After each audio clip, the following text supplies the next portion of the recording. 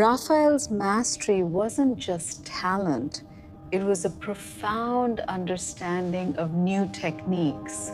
We're uncovering Inventions. The drawing stage was crucial. You can spot his hidden sketches even beneath the first color layers. When Raphael moved to Rome, he left this masterpiece behind, unfinished. These visible layers aren't flaws, they're innovations. His radiant style was built on a total mastery of new oil painting methods. Raphael is considered more complete than even Da Vinci or Michelangelo in some ways. His early, precise drawing stage was. The art world is increasingly obsessed with how these paintings were made, not just what they are. Understanding Raphael's methods elevates. By recreating and studying these techniques, we don't just see the artwork, we understand the artist's mind. The nature of perfection in art often lies in the invisible steps, the process. I invite you to explore this hidden journey with us. These initial sketches, often considered unartistic, were the true blueprints. Raphael viewed these not as art, but as vital tools for problem solving and refining composition. The changes in proportion are evident, suggesting joined cartoons for the final piece. This poplar structure, secured by calcium casenet and dovetailed joints, was engineered for eternity. The gesso, a precise blend of plaster of Paris and animal glue, creates the ideal radiant base. Bringing these diverse findings together, the complete picture of Raphael's process finally emerges. Play that. His holistic approach from initial concept through precise panel preparation is truly remarkable. Absolutely. We've finally pieced together the intricate puzzle of Raphael's genius, revealing the complete artistic journey. Professor Thorne, observe. Our infrared reflectography is peeling back centuries of paint. We're seeing the underdraw. Remarkable. You can truly see the meticulousness here. The faint dots suggest pouncing, a common transfer technique. Indeed. And there, the architectural skeleton. These aren't merely drawn. They appear to be incised melons. Notice the chiaroscuro developing here. Raphael isn't just outlining. He's defining. Beyond the drawing, our spectral analysis confirms the imprimatura.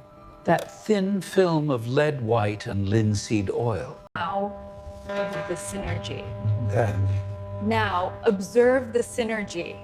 The transparent oil layers built upon the volumetric underdrawing to place from the hidden blueprint to the luminous oil. we've traced his entire kit and thought process. It's a This changes everything, Anya. It's no longer just a painting, but a meticulously engineered masterpiece. The alchemist's touch. Why did Raphael put glass powder in his paint?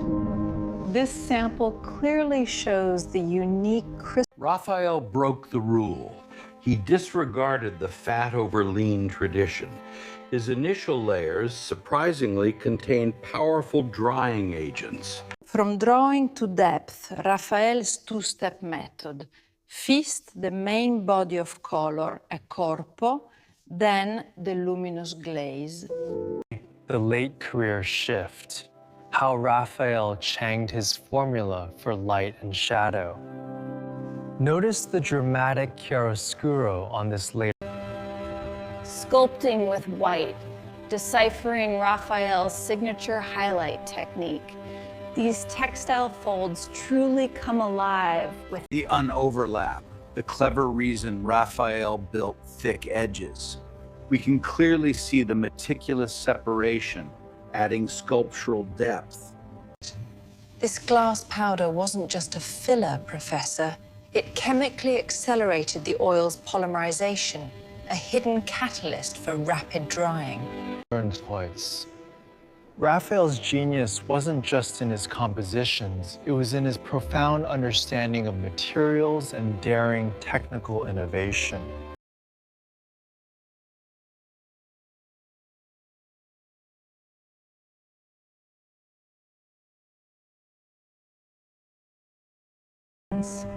Sometimes a touch of burnt lake enhances that initial glow. Then a slightly darker outer layer. Raphael perfected the use of semi-transparent glazes as a finishing touch for skin.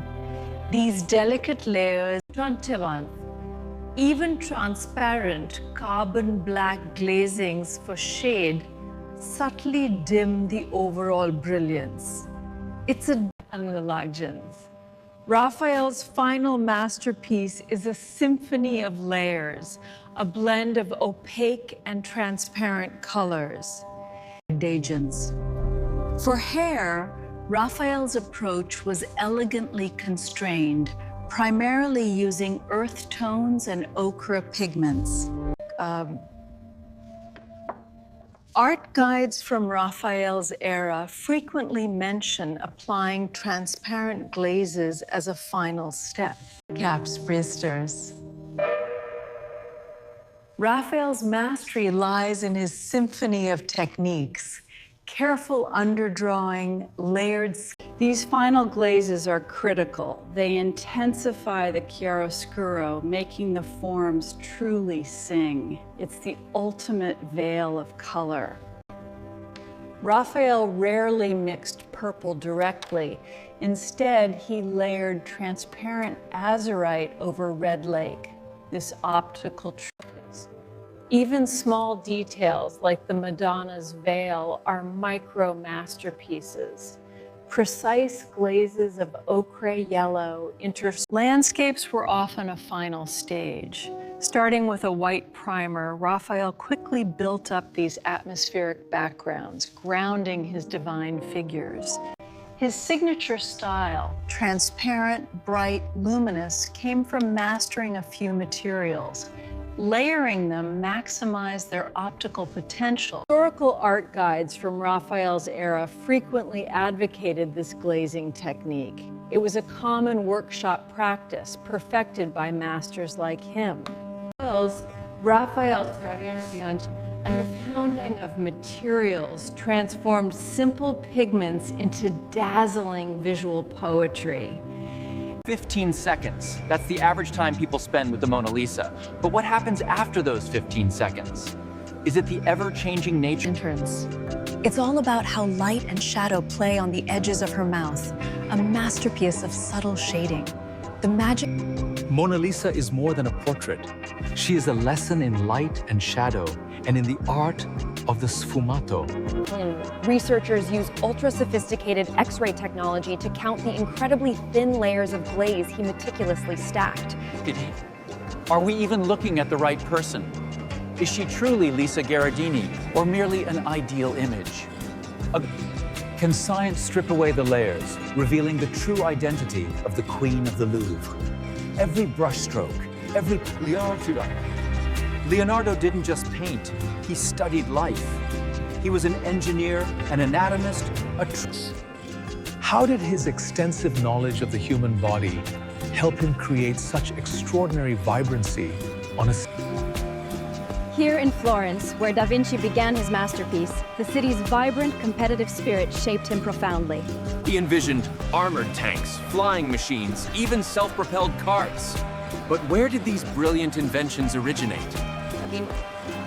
Before the Mona Lisa, Leonardo spent thousands of hours dissecting human bodies, understanding muscle, bone. Leonardo said, "The painting shows life." But how did he create a pulsing heart beneath the skin? The Mona Lisa was not finished overnight. Leonardo carried this work for 16 years. To create that never-fixed smile, Leonardo mastered optics. He wrote hundreds of pages on light and vision. Leonardo often left projects unfinished. He had dozens of incomplete works. Vincent de Leeuwen once noted, Leonardo spent up to 2 decades perfecting a single painting. Think of the patience, the dedication. 20 years implies dozens, perhaps even hundreds of paint layers. But how thin were these layers, really? To understand Leonardo's layering, we use cross-sectional microscopy. It allows us to dissect the painting. Look closely at this strata. Each layer is unbelievably thin, often just a few micrometers. Such painstaking application, layer upon layer, explains how a single painting could consume 20 years of his life. We measure each layer's exact thickness, often revealing extraordinary consistency. This level of precision is astounding for his era. Was this meticulous layering merely artistic pursuit or something more profound? Perhaps it was an experiment. The relentless pursuit of such microscopic perfection points to more than aesthetic goals. It suggests a scientific... Dr. Motin, the ultraviolet images show these dark blue spots on the Mona Lisa. What do they tell us about its history? These deep blue areas... Lace. Leonardo spent 16 years on the Mona Lisa. That suggests he changed his mind many times. Can science reveal what he... What are these tiny cracks, this crackler? Tell us about the stresses the paint layers have endured. Cracklier is a... This cracker is framing. The painting was created on a thin poplar wood panel. What has happened to that wood over time? The wood panel is, of course, susceptible... Dr. Motin, you mentioned oil paint's transparency, but did Leonardo use the same paint thickness everywhere? Not at all. Leonardo was a... The art historian, though, suggests the Mona Lisa ended as a manifesto. Is that real? Often today. If Mona Lisa began as a portrait of a merchant's wife, why did it conclude with such an idealized, mysterious beauty? The blues and reds Dr. Motin mentioned, do they still retain their original brilliance today? X-ray fluorescence analysis allows us to identify the chemical... The X-rays show faint lines, almost like ghosts of earlier positions. We see several... The X-rays reveal a canvas constantly in motion, a testament to 16 years of Da Vinci's evolving vision. Using advanced imaging, we can simulate Da Vinci's initial steps. He didn't sketch que tac on récourt les freuses si on ne le temps fait pas assez.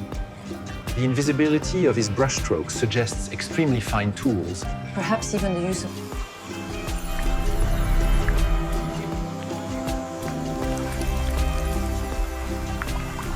Paint this angel with a touch of divine grace, Leonardo. Observe the light.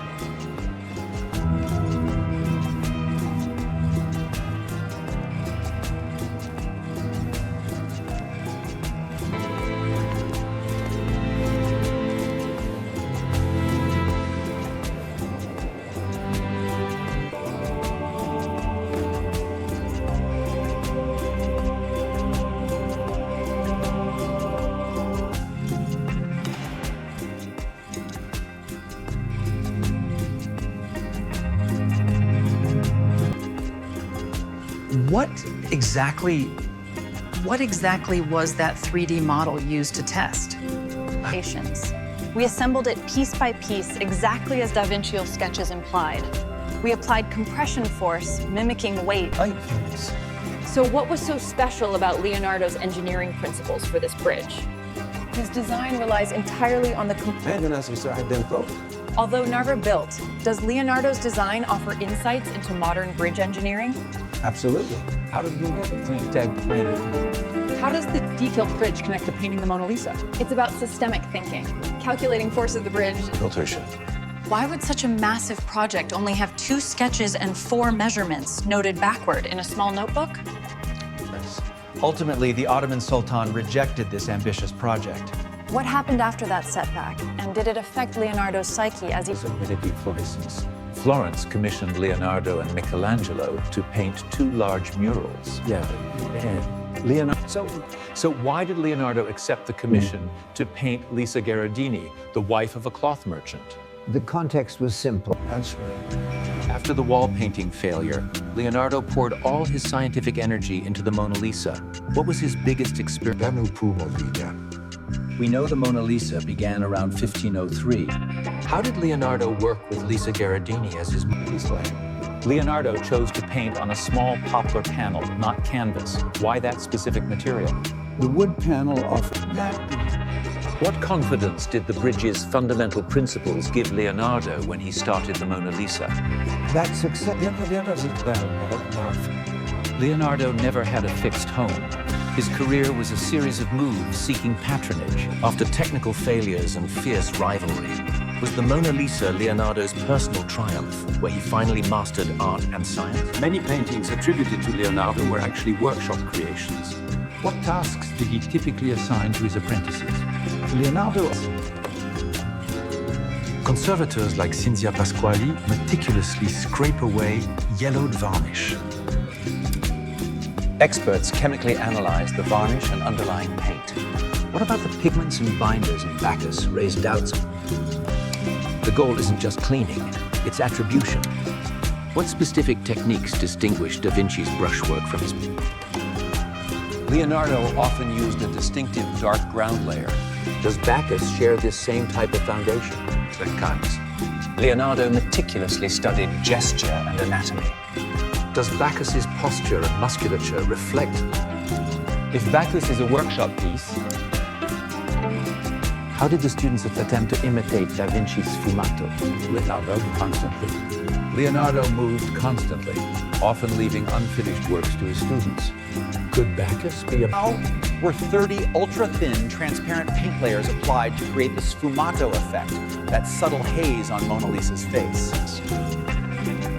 Why was linseed or walnut oil superior to egg yolk tempera for Leonardo? The transparency of oil... Leonardo often started on a dark ground. Why? Beginning on a dark gown allowed the transparent oil layers. How did Leonardo make these paint layers blend so perfectly, leaving no trace of brushstrokes? Experts discuss oil helps create superior light and shadow. What did Leonardo use chiaroscuro to highlight in the Mona Lisa? If Bacchus lacks such perfectly thin paint layers, how much more refined is the Mona Lisa? Leonardo called this the science of painting. How did that vision shape him as an artist and scientist? All these secrets, 30 thin layers, oil's transparency, the dark ground. Sfumato blurs the lines, but what anatomical knowledge brings the Mona Lisa's smile so vividly to life? Leonardo's deep anatomical study allowed him to meticulously depict the precise contraction of facial muscles. His notebooks reveal an almost obsessive study of facial anatomy, far beyond what other artists of his time explored. The blurring effect of sfumato isn't just aesthetic. It mirrors. And how does light play into this anatomical understanding? How does it interact with those nuanced contours created by the muscles? His anatomical precision. This precision, combined with sfumato, gives the illusion of movement, a smile that subtly changes as you... So this convergence of artistic technique and scientific anatomical knowledge truly brought her to life on canvas. Her mystery. Her mystery isn't an accident. It's the masterful outcome of his science perfected. This spurts you. How to paint the see-throughness of air, Leonardo developed atmospheric perspective. What scientific principles did he use? The air itself acts as a filter. Tiny particles scatter light, making things... Atmospheric perspective demands the use of blue and opaque white hues. What pigments did Leonardo blend to create that blue haze? Our analysis shows a sophisticated blend of lapis lazuli, azurite, and lead white, applied in incredible... So atmospheric perspective is essentially sfumato applied to a landscape. What was the shared objective of these two techniques? Both techniques aim to create a deliberate blur, a sense of unsureness. This forces the viewer to use their imagination to decode. Leonardo called optics perspectiva. What did he write in his notebooks about light, color, and shadow? He meticulously detailed his experiments with the camera obscura, understanding how light traveled. That unique bonza blue and hazy effect, is it enough to confirm Leonardo as the author of Bacchus now? Experts are using chemical analysis to... Both Bacchus and Mona Lisa utilize atmospheric perspective. What similarities in technique have these restorations revealed? If Bacchus is from Leonardo's workshop, how did he teach his students to depict the human body and gesture? Van Houten studies Walter, you've said Leonardo created interactive painting. What does that mean for the viewer's experience? Leonardo transformed the truths. Deleuve's findings reveal the historians' and scientists' verdict. Bacchus is now recognized as a masterpiece. The restoration of Bacchus proved that modern science helps us understand Da Vinci better. What is the next challenge for restorers? Leonardo marketed himself as both an engineer and an artist, changing both fields profoundly. What legacy did he leave? Cote has now created a digital version of the Mona Lisa, just as Leonardo saw her. The original colors reveal a stunning truth. Digitally removing the yellowed varnish completely changes our perception of the Mona Lisa. Does this newfound vibrancy? In Cote's hyper-detailed scan, did he find any trace of the missing eyebrows or eyelashes? Indeed, superfine brush mark. We now see the ultra-thin, colorless glaze layer Leonardo used to lock in that iconic sfumato effect. Isaacson suggested that simply cleaning the Mona Lisa could topple the French government. Why does a single artwork carry such immense power? How close is Cote's digital restoration to the truth?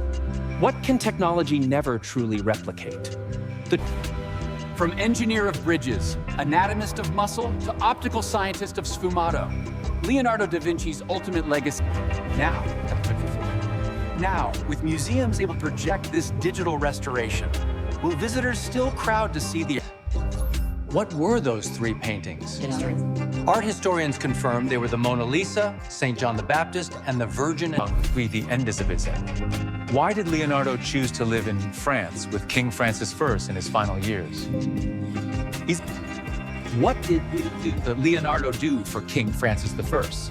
Borgo explains he was a first painter, engineer, killing the three men. Leonardo lived at Château du Clos Lucé, near King Francis I. What did he draw in those final 3 years? Leonardo da Vinci passed away in 1519. What legacy did he leave for Francis I? Historians discuss the root left. After his death, who inherited his notebooks, holding all his great scientific knowledge? Cote's digital restoration has helped to revive the Mona Lisa. What is the ultimate message Cote wants to convey? The scientific discoveries about the Mona Lisa have revealed Leonardo's timeless mind. He was not just a great painter, he was the first to apply... The Mona Lisa's smile remains the world's greatest riddle, a scientific puzzle that still captivates. Through Pascal Cote's multispectral scans, we pierce 500 years of yellowed varnish to uncover her original vibrancy. Infrared and X-ray reveal Leonardo's remarkable freedom, his 16 years of changes, unlike any contemporary artist. The Mona Lisa stands as physical proof. When science and art unite, the result is breathtaking, lifelike perfection. Anatomy provided the muscle knowledge to craft her most delicate expression, the ephemeral quality of her smile. Optics, his perspectiva, manipulated our central and peripheral vision, creating the smoky sfumato that makes her smile appear and vanish. Leonardo da Vinci, the first to truly apply science to capture movement, emotion, and life in art.